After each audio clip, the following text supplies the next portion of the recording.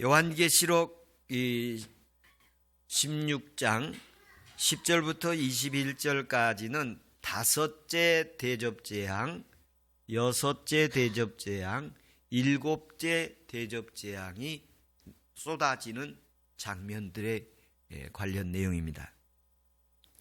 이 다섯째 재앙은 짐승의 보좌에 대접재앙이 쏟아지게 되어지는 내용이고, 여섯째 대접재앙은 아마겟돈 전쟁을 예고하는 그런 유브라데 강에 쏟는 장면이고요.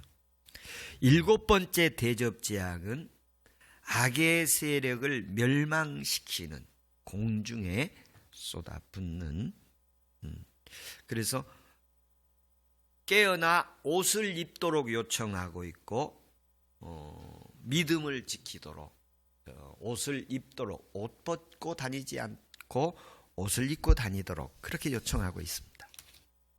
첫 번째, 지난주에 이어서 첫 번째, 다섯 번째 재앙에 대해서 10절, 11절의 말씀이 있습니다.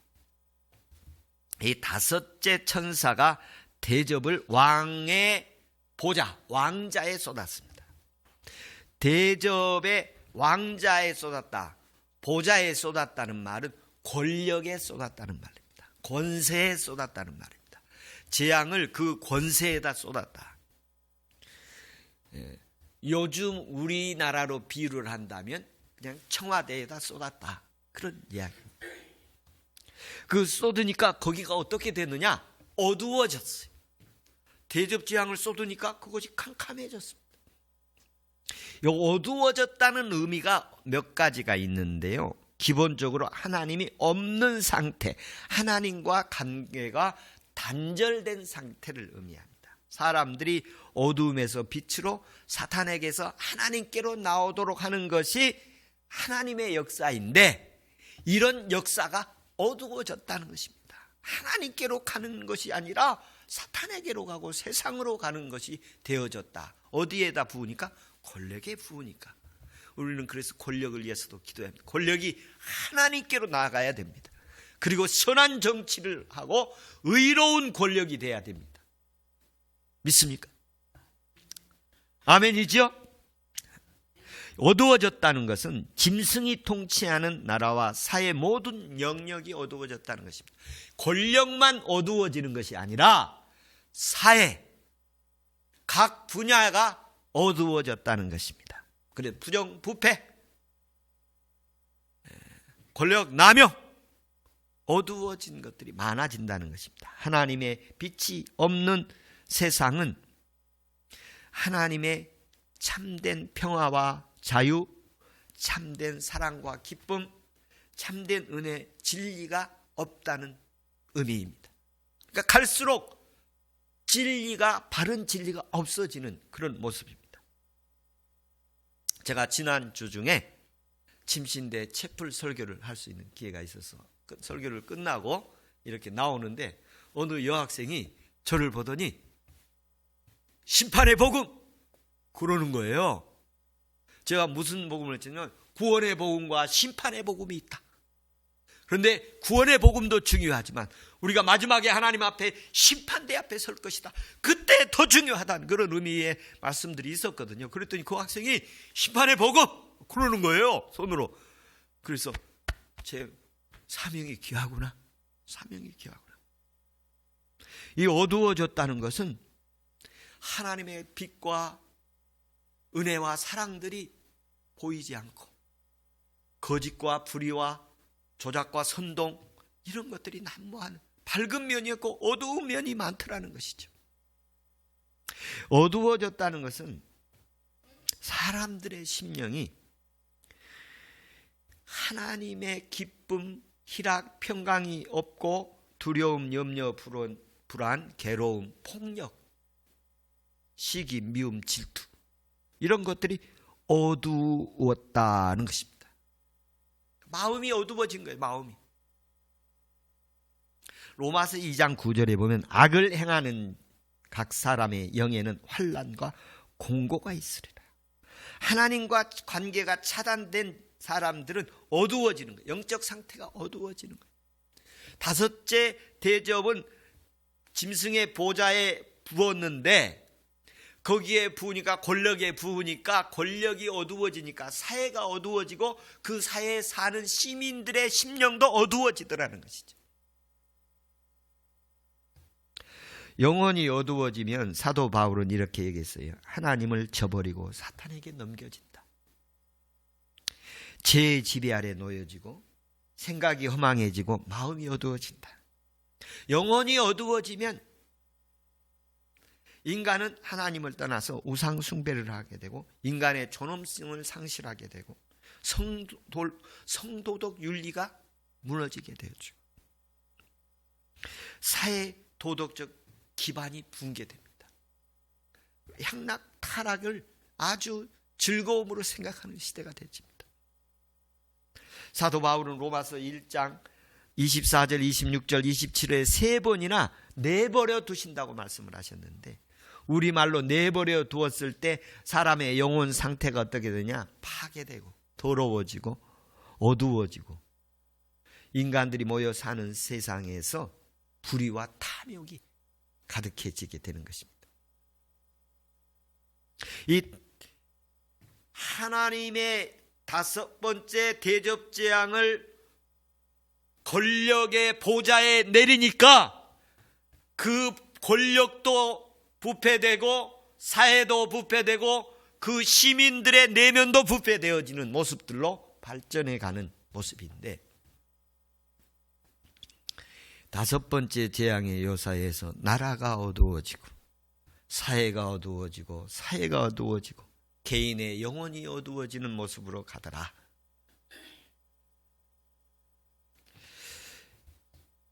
하나님의 은혜로 작은 촛불이 되기를 축복합니다. 하나님의 은혜로 우리가 등불이 되기를 바랍니다. 하나님의 은혜로 우리가 달빛이 되고 햇빛이 되기를 축복합니다. 너희는 세상의 빛이라고 말씀하셨습니다. 이 어두워지는 세상에 나라도 빛이 되어 주시고 내 어두워지는 영혼에 주님이 빛이 되어 주시기를 축복합니다. 그래서 사도 바울은 다메섹 도도당에서 가장 어두운 활동, 하나님 대적하는 활동을 할 때 예수님이 빛으로 그에게 오셨잖아요. 해보다 더 밝은 빛으로 그에게 오셔서 그를 하나님의 사람으로 변화시키셨습니다. 오늘도 주님의 빛이 우리 가운데 들어와서 염려, 걱정, 근심 싹 사라지게 만드는 은혜 있기를 축복합니다. 어두운 세력은 떠나갈지어다. 나를 두렵게 하고 어둡게 하고 타락하게 만드는 사탄의 세력들은 떠나갈지어다. 주의 이름으로 명하노니 떠나갈지어다. 깨끗이 사라지는 은혜 있기를 축복합니다. 지금은 우리 사회가 전 세계를 놓고 볼 때에 자유민주주의 국가가 그래도 힘이 더 있는 것으로 보여집니다. 그런데 성경 역사 계시록의 상황으로 보면 앞으로 이 부분에 대해서 굉장히 비관적으로 보고 있어요. 지금은 미국을 중심으로 유럽의 민주주의 국가들 중심으로 그래도 의로운 하나님의 뜻을 이루는 선한 정치들이 많이 있는데, 앞으로 아마겟돈 전쟁이 일어나는 상황이 되어지면 어떤 현상을 예고하고 있느냐면 21세기의 그 목회자들은 중동에서 이렇게 일어날 것이라 예고했습니다만, 제가 보기에는 지금은 특정히 중동이라고, 이 아마겟돈이라는 지역이 중동에 있으니까 거기서 일어날 것으로 했지만, 어디서 어떻게 일어날 수 있는지 알 수 없는 3차 대전이 어디서 일어날지 알 수 없는 세상인데, 한 가지 분명한 것은 성경이 제시한 건 뭐냐면 의로운 세력들과 악의 세력들의 충돌이 일어날 것을 말하고 있는 거예요. 그런데 그 악의 세력들은 어떤 세력이고 의의 세력들은 어떤 세력들이냐면, 의로운 세력들은 하나님을 향해 믿음을 자유롭게 가진 나라들, 그리고 선과 의를 추구하는 권력들, 이게 의로운 세력들이에요. 하나님이 쓰시는 세력들이고, 그리고 악의 세력들은 어떤 세력들로 보여지느냐 하면, 지금 이 시대로 봤을 때는 하나는 공산주의. 이건 교회를 언제나 박해하고 하나님을 대적하는 세력들이. 그리고 인민들을 억압, 착취, 감시, 노예화 만드는 세력들이. 또 하나의 세력은 독재의 세력들입니다. 독재자들. 지금도 독재자들이 곳곳에 많이 있습니다. 이 독재자들은 소수의 사람들이 많은 사람들을 노예 삼아서 소수는 부를 착취하고 그리고 많은 대부분의 사람들은 억압받으며 감시 통제받으면서 열악한 삶을 살게 하는 것이 독재 세력의 결과의 모습입니다. 그리고 하나는 거짓 선지자들의 세력들인데 이슬람 세력과라고 볼 수 있습니다. 이스라엘을 공격한 하마스가 이슬람의 세력들입니다. 그래서 마지막에 유브라다의 강에 이 세력들이 모이게 되어집니다. 연합하게 되어지는데 지금도 우크라이나 전쟁에서 양대 진영이 나누어지죠. 그리고 중립이 만들어지지 않습니까? 이스라엘의 전쟁 가운데서도 지금 양대 세력 지원하는 세력들이 만들어지고 있어요. 우크라이나에는 이 공산주의와 독재 국가들이 결집이 되어지고 이스라엘과 하마스에는 이슬람과 자유국가들이 이렇게 충돌되어지는 모습으로 이렇게 보여지고 있어요. 이 아마겟돈 전쟁의 현장에서 나타날 모습들입니다. 하나님께서 은혜를 내려주셔서 이런 전쟁은 우리 개인에게도 일어날 수가 있습니다. 우리나라에도 이런 일이 일어날 수 있으니 대비해야 할 줄로 믿습니다. 네. 철저히 대비해야 돼. 요즘에 이번 우크라이나 보니까 뭐지요? 그게 전쟁하는데 그 전쟁하는 장비들이 무기들이 굉장히 새로운 무기들이 전쟁을 하는 그런 역할을 보잖아요. 여러 모습들 중에서 특별히 그 무인기가 새롭게 많은 전쟁의 역할을 이렇게 하는 것을 보여집니다. 그래서 우리가 그런 것 여러 부분에서 대비를 해야 될 것입니다. 내 개인적인 상황 속에서도 이런 영적인 모습과의 충돌의 과정이 올 수 있어요. 권력과 충돌이 올 수도 있고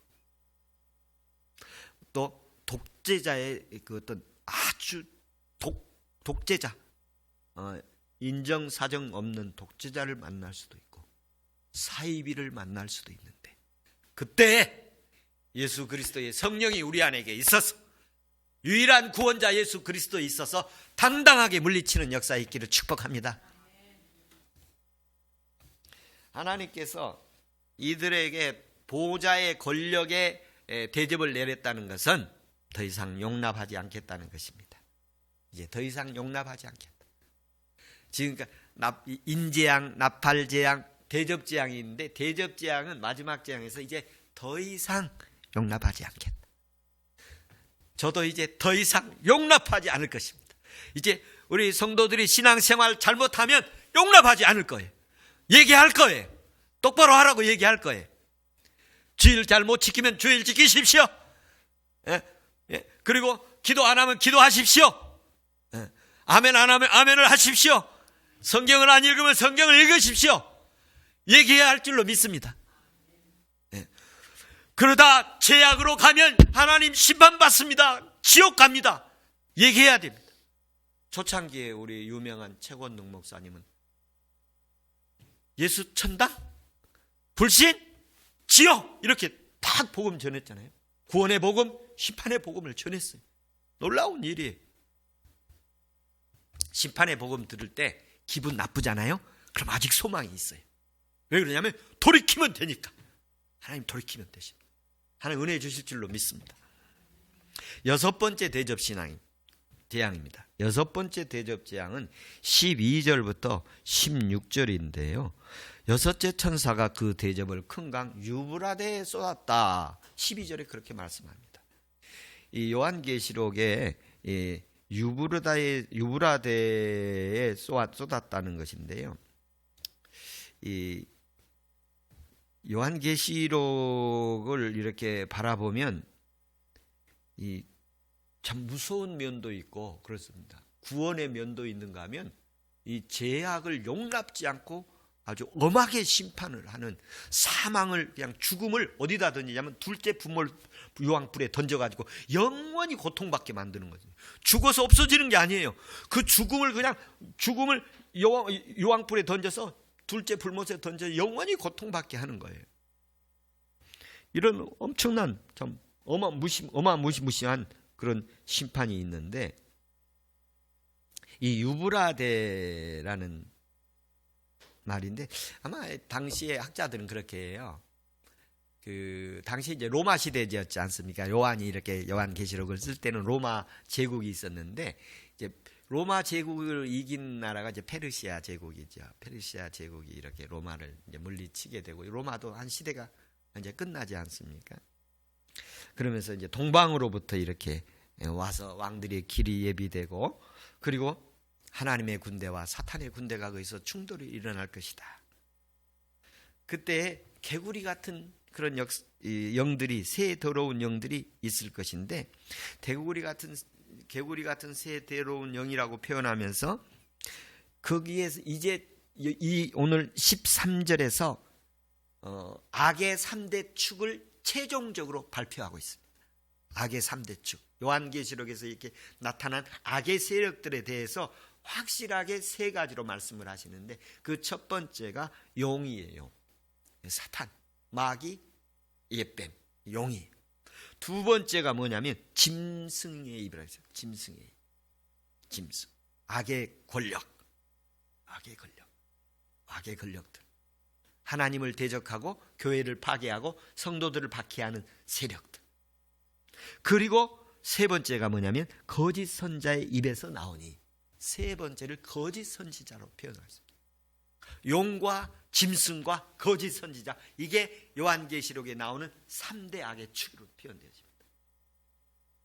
그러면서 이 새 더러운 영이라고 표현을 했는데요, 이 더러운 영이라고 표현하는 유대 정결법에 의해서 기준에서 나온 건데, 정결법에 의해서 더럽다, 정결하다 이렇게 구분을 하는데, 하나님의 말씀에 따라서 옳으면 거룩하고 정결하고 성결하고, 하나님 말씀에 맞지 않으면 더럽고, 그런 게 되는 거예요. 그래서 하나님과의 관계에 된 용어입니다. 예수님 시절에서도 말씀하셨어요. 더러운 영을 축출하셨다, 그렇게 표현하셨습니다. 더러운 것. 우리에게서도 더러운 것들은 축출되기를 축원합니다. 우리 내면에서도 더러운 것은 축출되고, 우리 가정에서도 더러운 것은 축출되고, 우리의 가정, 교회, 우리의 심령, 이 나라에서도 더러운 것들은 주 예수 이름으로 떠나갈지어다. 제게 경험이 있었다고 그러죠. 예수님이 제게 들어오는 경험이 있었어요. 그리고 더러운 생각, 어두운 생각이 딱 떨어졌어요. 그리고 그런 거 보지도 않고 그런 거 말하지도 않게 됐습니다. 내가 또 보니 개구리 같다. 개구리라는, 원래 개구리는 개구리가 봄을 이렇게 알리나요? 개구리가 울면은 또 뭐 좋은 소리로 들리는 사람도, 개구리 자체는 나쁘고 좋은 그런 건 아닌데 뭐 선한 짐승이죠. 하나님의 피조물이죠. 그런데 이 오늘 본문에서 보면 개구리를 부정적 의미로 묘사를 하고 있어요. 미혹하고 선동하고 조작하고, 개구리 재앙을 내린 적이 있죠. 출애굽할 때 애굽에서 개구리 재앙을 내렸지요. 그때에 애굽의 술사들도 개구리 재앙을 만들어냈어요. 그래서 유대교 전승에 따르면 개구리는 영적으로 부패시키는 궤변자들을 의미한다고 상징화해 가요. 그래서 인간이 자기 마음대로 생각하는 것이, 그리고 옳은 것이라고 하는데, 이 개구리를 영적으로 해석시키면 영적으로 부패시키고 교활하고 미혹해 선동하는 존재들로, 궤변을 늘어놓는 존재들로 이렇게 표현을 합니다. 개굴 울지만 그 안에 어떤 뜻도 없고 뭐 어떤 의미도 없지 않아요? 그냥 소리만 내는 것이죠. 그 다음에 14절에 보면 하나님 전능하신 이의 큰 날에 전쟁이 있을 것을 그들을 모으리라. 14절에 계시록 16장 14절, 19장 19절, 20장 8절에 보면 전쟁이란 말 속에 관사가 붙어있는 단어가 3번 나오게 되는데 큰 전쟁이 있을 것이라는 말이에요. 그래서 마지막 전쟁이라고 말을 하는데 이게 마지막 전쟁이 언제 있을 것이냐? 도둑같이 올 것이다. 15절에 보면 도둑같이 올 것이다. 이 도둑같이 올 것이기 때문에 그건 무슨 말이죠? 깨어 준비를 단단히 하라 그 말이죠. 항상 대비를 잘 하라 그런 얘기예요. 그러면서 15절이면 자기 옷을 벌거벗겨 다니지 않고 자기 부끄러움을 보이지 아니하는 자는 복이 있다. 그러니까 여기서 옷 입는 자가 있고 옷을 벗고 다니는 자가 있어요. 옷 입는 자는 어떤 일이냐면 성경에 옷을 벌거벗고 옷을 입고 이렇게 두 가지로 표현했는데 벌거벗었다는 말은 믿음을 저버리고 명예롭지 못하게 다니고 있다. 비웃음과 조롱거리가 된다는 거예요. 벌거벗은 임금님도 얘기 나오잖아요. 그런 것처럼 그 자신의 신분과 존재의 거룩한 정체성을 상실했다는 것입니다. 7교회를 말할 때도 옷이 더럽혀진 걸로 표현을 하죠. 옷이 더럽혀지고 옷을 벗고 다니고 옷을 잃어버리고 그런 표현합니다. 사도 바울은 이 부분에서 옷을 입자고 표현을 했는데 예수로 옷을 입자, 그리고 그리스도로 옷을 입자, 빛의 갑옷을 입자, 하나님의 전신 갑주를 입자, 이런 모습들은 영적 전투 태세, 영적 준비를 하는 모습으로 보여집니다. 마지막 전쟁에 있을 때 영적 전쟁에서 언제든지 주의 종들이 승리할 수 있도록 준비되어 있는 모습을 말하고 있습니다. 그러면서 그것이 어디서 일어나느냐? 아마겟돈이라는 곳에서 일어난다는 것입니다. 그래서 아마겟돈 전쟁인데 아마겟돈이 히브리 말로 아마겟돈이라는 말인데 아마겟돈이라는 말의 문자적 의미는 무깃도 언덕이라는 말입니다. 무깃도 언덕이라는 곳이 있어요. 거기에 어디에 있느냐 하면 이스라엘 역사에서 가장 전투가 많이 일어나는 곳이에요. 지리적으로 아마겟돈은 예루살렘 서북 쪽에 갈멜산 아래쪽에 있어요. 제가 거기 또 성지순례 때 한번 봤는데 거기가 경제적으로 교통적으로 군사적으로 굉장히 요충지예요. 그래서 전쟁이 구약 시대에서도 일어났었고 가나안 전쟁에서도 일어났고 예후가 거기서 죽기도 하고 또 훗날 에스겔 선지자도 그 마곡에 대한 말씀을 하는데 바로 그런 거지. 그러니까 이 아마겟돈이라는 건 무깃도라는 지역인데 작은 산 언덕인데 그곳이 요충지예요. 군사적으로나 경제적으로나 상업적으로 요충지이기 때문에 전쟁이 일어날 수밖에 없죠. 어딘지 그런 곳에 충돌이 일어나잖아요. 그래서 하나님께서 이 3차 전쟁도 중동에서 일어날 것이다. 그런 견해가 있습니다만 가능성이 있지만 꼭 중동이라고 말하는 기는 이제 지나갔어요. 시대가. 어디서든지 악의 세력과 의로운 세력들은 어디서든지 충돌됐어요. 한반도에서도 일어날 수 있는 그런 가능성이 있지 않습니까? 그리고 필리핀과 중국 사이에서도 일어날 수 있고 또 인도와 중국과도 일어날 수 있고 러시아와 폴란드도 일어날 수 있는 이런 일들이 얼마든지 지금 있어요. 얼마든지. 그래서 우리가 어느 특정한 장소를 생각지 말고 그것을 더 갖고 와서 내 안에서도 그런 전쟁이 일어날 수 있다. 우리 교회 안에서도 그런 전쟁이 일어날 수 있고 우리 가정에서도 영적 전쟁이 일어날 수 있다. 이렇게 더 적용시키는 은혜가 있기를 바라고요. 7째 대접재앙은 하나 좀 더 아마겟돈 전쟁에 대해서 한마디 더 말씀드리면 이건 최후의 전쟁이에요. 마지막 전쟁. 이 마지막 전쟁에서 승리하기를 바랍니다. 마지막 영적 전쟁에서. 그래서 저는 마지막 전쟁이 개인적으로 마지막 전쟁이 어디냐? 죽음이라는 세력 앞에 딱 나타나는 거예요. 죽음이라는 세력 언제 나타날 거 아닙니까? 그러면 아무도 도와줄 수 없어요. 누가 그 일 해결해야죠? 내가 해결해야 돼. 그때 누구만 나를 도와줄 수 있냐면 예수 그리스도만 나를 도와주실 수 있습니다. 나는 예수 그리스도를 믿는 사람입니다. 예수 그리스도는 나의 유일한 구원자입니다. 그렇게 말하면 죽음은 떠나가고 영생과 천국은 새하늘과 새 땅 우리에게 올 것입니다. 최후의 개인적인 아마겟돈 전쟁은 죽음 앞에다. 사탄은 나를 끌고 가려고 새카맣게 몰려올 것입니다만 주님은 나를 인도하실 줄로 믿습니다. 우리 모든 예배자들이 최후의 아마겟돈 전쟁의 승리자 되기를 축복합니다. 일곱 번째 대접 재앙은 공중에다 쏟습니다. 공중에다 쏟으니까 공중에 모든 상황들이 이루어지게 되는, 공중에 쏘니까 우주적으로 이렇게 되어지는데 17절에 보면 다 이루었다. 거기에다 쏟으니까 다 끝난 거예요. 그래서 이 일곱째 대접 재앙은 앞으로 16, 17절, 18장, 17장, 18장에서 계속해서 나오게 되어집니다. 여기는 이제 간략하게 말씀하고 있는데, 여기 어떤 의미가 있느냐면 다 이루었다. 여기 나와서 이르되 다 되었다. 여기 보면 다 되었다, 다 끝났다, 다 이루었다, 이렇게 우리말 성경은 번역을 했어요. 그래서 다 이루었다는 성경에 세 가지가 크게 나오는데, 그 중에 하나가 뭐냐면 십자가에서 예수님이 구원을 다 이루었다고 말씀하십니다. 할렐루야. 십자가에서 예수님께서 우리의 구원을 다 이루셨습니다.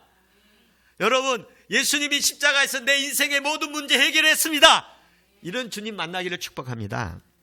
두 번째는 16장, 계시록 16장 에서 재앙의 완결, 재앙의 완결, 심판의 재앙의 완결을 말합니다. 우리를 심판하고 힘들고 어렵게 하는 이 적대적 세력, 순교자들을 순교하게 만드는 세력들이 있었지 않습니까? 이런 세력들을 하나님이 심판을 완결하기를 축복합니다. 이번 주에 하나님께서 은혜 주셔서 우리를 향해서 다가오는 악의 세력들, 하나님을 향해서 대적하고 교회를 파괴하고 성도들을 박해하는 세력이 완전히 심판되기를 축원합니다. 예수의 이름으로 완전히 심판될지어다. 세 번째 완결은 어떤 완결이 오느냐면 21장 5절에 다 이루었다고 말씀하시는데, 새 하늘과 새 땅, 이 세상 다 끝나고 모든 것이 하나님의 나라로 완성되어지는 궁극적 최후의 완성을 다 이루었다. 그날이 있기를 축복합니다. 그날 우리가 기쁨으로 만나기를 축복합니다. 그러면서 19절에 보면 하나님께서 기억하신다. 바벨론 성이 무너지게 될 것이고, 그리고 하나님 앞에서 기억될 것이다. 하나님 앞에서 기억된다는 말이 몇 곳에 있는데, 출애굽기에 보면 이스라엘 백성들이 노예를 살 때에 너희 조상과 내가 맺은 언약 때문에 너희를 기억하여 너희 노예 생활을 해서 구출한다고 하셨습니다. 그래서 우리가 살아가는 동안에 기도로 하나님 말씀 많이 붙들고 언약을 맺어야 우리의 후손들도 그 언약 때문에 구원받게 될 것이고, 환난에서 구원받을 것이고, 노예에서 구원받을 것이고, 어려움에서 구원받게 되는 언약을 많이 약속의 말씀을 붙들기를 바랍니다. 그래서 이스라엘 백성들이 아브라함에게 언약 맺었던 것 때문에 400년 동안 노예 생활에서 구출받게 되어진 거예요. 또 두 번째 언약의 하나님인데요, 누가복음 1장 54절 55절에 보면 이스라엘을 도우사 긍휼히 여기시고 기억하시되, 기억하신 하나님, 언약이라는 말하고 같은 어원의 말이에요. 기억하시고 생각나시길 바랍니다. 하나님께서 기억하시고 은혜 주시기를 축복합니다. 사도행전 10장 31절에 보면 고넬료에게 하나님 내 기도를 들으시고 내 구제를 기억하신다고 하셨어요.